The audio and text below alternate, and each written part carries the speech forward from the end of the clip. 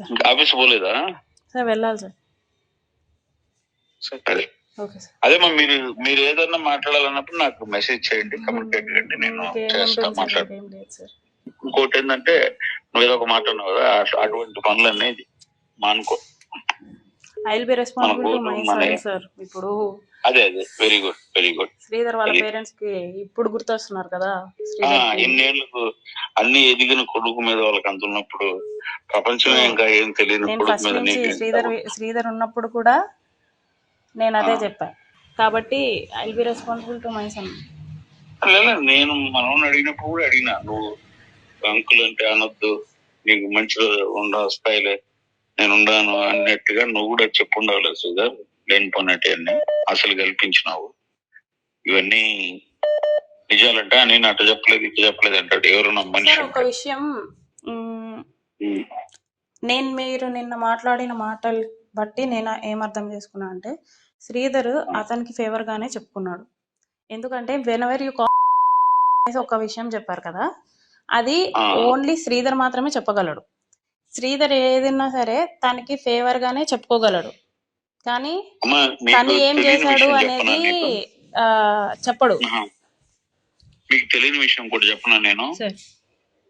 అసలు శ్రీధర్ దృష్టికి మీ దృష్టికి రాని విషయాలు నాకు వచ్చింది, మీది కాదు బయటది. జెంటిల్ గా జనసేన అంటే ఇన్స్టాలో అమ్మాయిలు గాని అబ్బాయిలు గాని క్లోజ్ ఉంటారు. బెంగళూరులో పిల్లలు ఎవరో మనకు సంబంధించిన పిల్లలు మనోడిని ఇన్స్టాలో చూసి congratulations sir being a proud Janasena అట్లా వాళ్ళు యంగెస్ట్ ఎమ్మెల్యే పెడితే మనోడు ఫ్లడ్ చేసినట్టు సిగ్గుండాలి సార్. వాళ్ళు నాకు ఫోన్ చేసి నా కొడుకు ద్వారా చేసి వాళ్ళకి చెప్తున్నారంటే, ఏంట్రా బాబు నేను జెంటిల్ గా ప్రేమగా మనవాడు మన పవన్ కళ్యాణ్ సార్ ఎమ్మెల్యే అని పెడితే మీ వాడు రాంగ్ ట్రాక్ లో కట్ చేస్తున్నాడే అని చెప్పినారు. నేనుండి మా వాడికి ఫోన్ చేసి వాడి నెంబర్ హ్యాక్ అయ్యింది అదరా, ఎమ్మెల్యే శ్రీధర్ అని 3 అకౌంట్లు పెడుతున్నారు, వాళ్ళు ఏదైనా తప్పు జరుగుంటుంది, వాడు మంచివాడు వాస్తవంగా చెప్తున్నా చెప్పి దాన్ని స్టాప్ చేయించిన.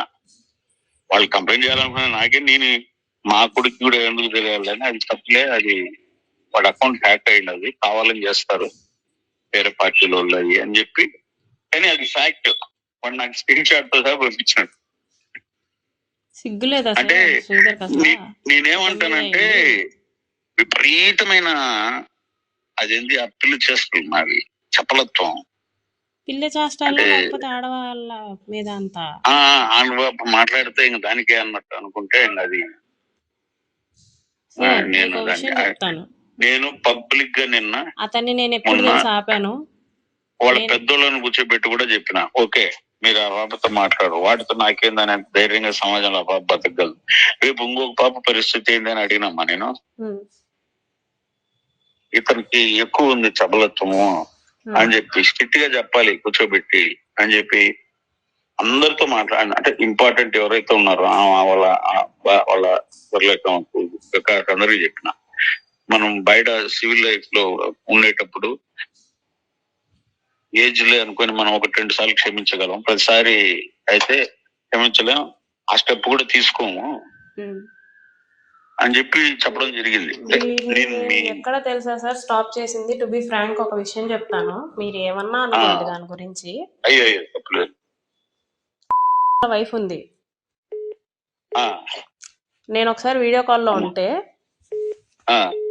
వాళ్ళ వైఫ్ అలా వీడి ముందు తిరుగుతుంటే, ఇది లెగిన్ లేస్తుంది, ఇది లెగిన్ లేసినా సరే శ్రీధర్ ఓకే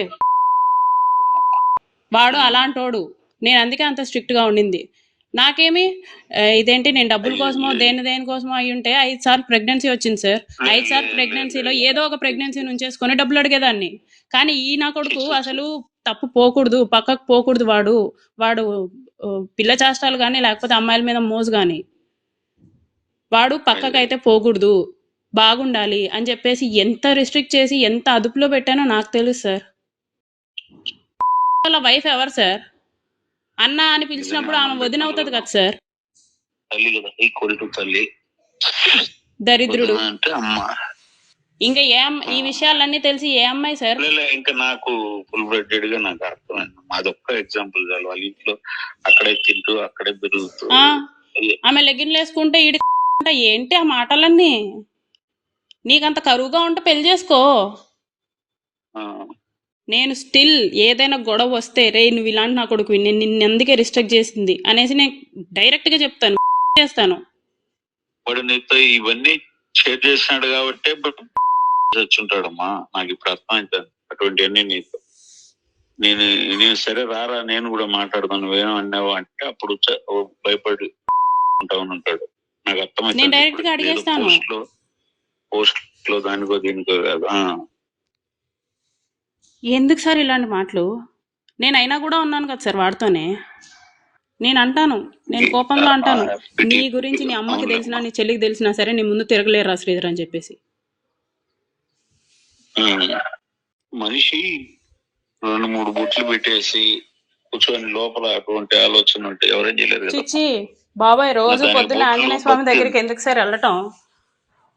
అదే బయట అన్ని పనులు చేసేసి నువ్వు నమ్ముతావు షాక్డ్ నువ్వు చెప్పిన 2 అంశాలు నాకు అసలు వినడానికి అసహ్యంగా ఉందమ్మా. అసహ్యంగా నాకెలా ఉంటుంది? ఓకే, అందువల్ల వీడు కుక్కని చూసిన వదలడని మీరు స్థితి అయితే ఉంటారు. నాకు అర్థమైంది. అవును సార్, చెట్టుకి చీర కట్టినా సరే వెళ్ళిపోతాడు.